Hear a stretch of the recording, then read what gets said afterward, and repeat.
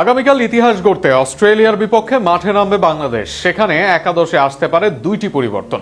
ধারাবাহিক খারাপ করা সাইফের জায়গায় সৌম্য আর তানভীর ইসলামের জায়গায় রিশাদকেই দলে দেখার সম্ভাবনা বেশি। সেক্ষেত্রে প্রথমবার অস্ট্রেলিয়ার বিপক্ষে ওডিআই সিরিজ জেতার রেকর্ড করতে কেমন একাদশ নিয়ে মাঠে নামতে পারে বাংলাদেশ, তা নিয়ে থাকছে প্রতিবেদন। প্রথম ম্যাচে বড় জয়ের পর আগামীকাল অজিদের বিপক্ষে ইতিহাস গড়তে মাঠে নামছে বাংলাদেশ। 2005 সালের পর এবারই প্রথম তাদের বিপক্ষে ওডিআই জিতেছে টাইগাররা। অন্যদিকে এবার সুযোগ সিরিজ জয়ের ইতিহাস গড়ার। সেই সুযোগের ম্যাচে একাদশে আসতে পারে একাধিক পরিবর্তন।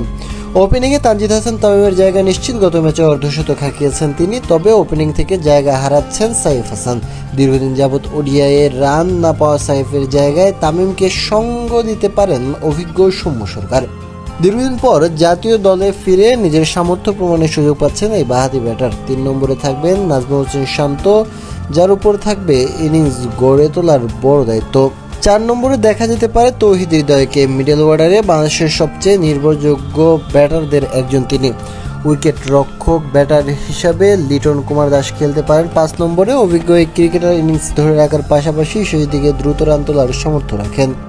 মিডল অর্ডারে অলরাউন্ডার হিসেবে সুযোগ পেতে পারেন মোসাদ্দেক হোসেন সৈকত। ব্যাট হাতে কার্যকর ভূমিকার পাশাপাশি প্রয়োজনে বল করলেও দলকে সাহায্য করতে পারেন তিনি। আগের ম্যাচের এই ম্যাচ সেরা খেলোয়াড় করেছেন 86 রান, তুলে নিয়েছিলেন 2 গুরুত্বপূর্ণ উইকেটও।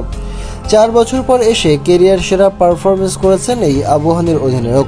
7 নম্বরে অধিনায়ক মেহেদী হাসান মিরাজ এবং 8 নম্বরে লেগ স্পিনার রিশাদ হোসেনকে দেখা যেতে পারে। আগের ম্যাচে তানভীর ইসলাম বল হাতে কোনো রকম পারফরমেন্স করলেও তিনি ব্যাটার নয়, সেক্ষেত্রে মোসাদ্দেক মিরাজের সাথে তৃতীয় স্পিনার হতে পারেন রিশাদি। এতে ব্যাটিং গভীরতা বাড়বে দলের। পেস ডিপার্টমেন্টে চেঞ্জ আনার সম্ভাবনা কম। অভিজ্ঞ তাসকিন আর ফিজের সাথে গতি তারকা নাহিদ রানাকে দেখা যেতে পারে আগামীকাল স্কোয়াডে। এই ম্যাচে জিতলে অজিতের বিপক্ষে ওয়ানডে সিরিজ জেতার রেকর্ড করবে টাইগাররা। ম্যাচটি অনুষ্ঠিত হবে আগামীকাল সকাল 11টায়।